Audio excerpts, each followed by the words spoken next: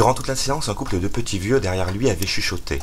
Dans un premier temps, il s'était demandé s'il pouvait légitimement dire quoi que ce soit, le couple faisant son possible pour être discret. Mais comme leur continuel bavardage l'énervait de plus en plus, il avait attendu la goutte d'eau qui ferait déborder le vase, le mot un peu plus fort que l'autre qui le ferait se retourner et leur dire, droit dans les yeux, « Si vous voulez discuter, il y a des cafés pour ça », en pointant un index outré vers la porte de sortie. Mais au moment même où il sentait que cela allait survenir, que l'exaspération était à son comble, le couple cessa brusquement de parler. Il passa alors les 10 minutes suivantes à se demander s'ils allaient recommencer, et toute son attention était en alerte. Le moindre bruit lui faisait craindre une reprise de la discussion. Mais alors que les muscles de sa mâchoire commençaient à se détendre et qu'il s'intéressait à nouveau au film, le couple se remit à chuchoter. Il s'apprêta à passer à l'action, mais se retint au dernier moment. Franchement, ce couple parlait trop bas et cette intervention ne pouvait que le ridiculiser.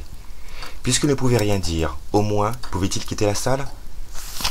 Mais il était au milieu de la rangée, il aurait fallu que tout le monde se lève, sans compter qu'il ne pouvait pas planter Jérôme, lequel n'avait nullement l'air dérangé par la conversation sourdine qui se tramait derrière leur dos. Il soupira. La normale, ça devait être lui, pensa-t-il. Alors, qu'est-ce que tu as pensé du film? Demanda Jérôme en allumant sa cigarette d'une allumette, dans un geste que Franck trouva tout droit tiré d'un film de gangster. Pas mal. Les gens derrière nous ne t'ont pas gêné? Oui, je les ai vaguement entendus, mais ils parlaient vraiment bas, non? En fait, je n'ai rien suivi à cause d'eux. Il faudrait interdire les séances du samedi aux petits vieux. Ils ont toute la semaine pour aller voir des films. Mais non, il faut qu'ils gonflent les honnêtes travailleurs comme nous qui vont se détendre au cinéma le samedi après-midi. Avant de rejoindre la fête d'Isabelle, ils s'arrêtèrent dans un supermarché. Le haut-parleur diffusait en fond sonore une insupportable musique commerciale. Franck eut de la compassion pour les caissières, les magasiniers, les chargés de rayon, les vigiles de l'entrée, le poissonnier, le boucher. Sauf s'ils ont supplié leur patron d'avoir cette radio. Mais le directeur avait dû faire des études de marketing. Peu probable que l'environnement sonore d'un tel lieu soit laissé à la discrétion des employés, pensa-t-il. D'habitude, ce fond sonore l'indisposait mollement, mais ce jour-là, il n'entendit que ça. Il imagina, à la place, un requiem tragique et suffocant. Il imagina les visages blafards faisant leur course à la hâte, la tête baissée. Il imagina les enfants aux caisses pleurant doucement et leurs parents, le front plissé et l'œil grave, portant des paniers emplis de chocolat amer, d'endives, d'épinards, de choux de Bruxelles, de vinaigre. Il imagina la mine renfrognée du directeur en voyant le compte d'exploitation du jour, des bips à répétition des articles passés en caisse, le tireur de sa rêverie. Il regarda Jérôme, qui avait l'air tout aussi songeur que lui. Avec le cinéma, peut-être partageait-il en commun d'être pensif aux caisses, se dit Franck. Isabelle était son ex. Ils avaient vécu sous le même toit 5 années charmantes jusqu'au jour où elle se mit en tête qu'il fallait qu'ils deviennent propriétaires.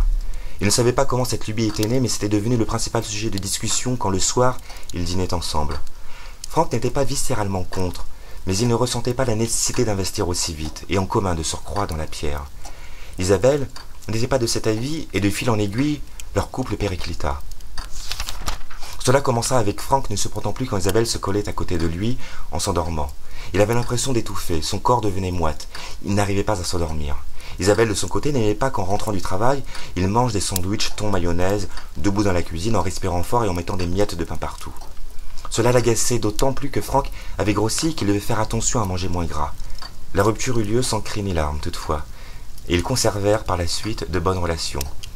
Elle était restée dans l'appartement, au départ provisoirement, et lui avait pris un 2 pièces. 10 mois après leur rupture, il avait démissionné de son travail pour monter sa société. Moins d'une semaine plus tard, Isabelle rencontrait un autre homme. 3 mois plus tard, celui-ci emménageait dans leur ancien domicile.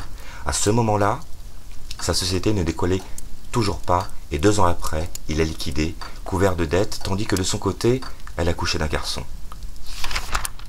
L'enfant avait désormais un peu moins de 9 mois, il n'avait toujours pas déménagé.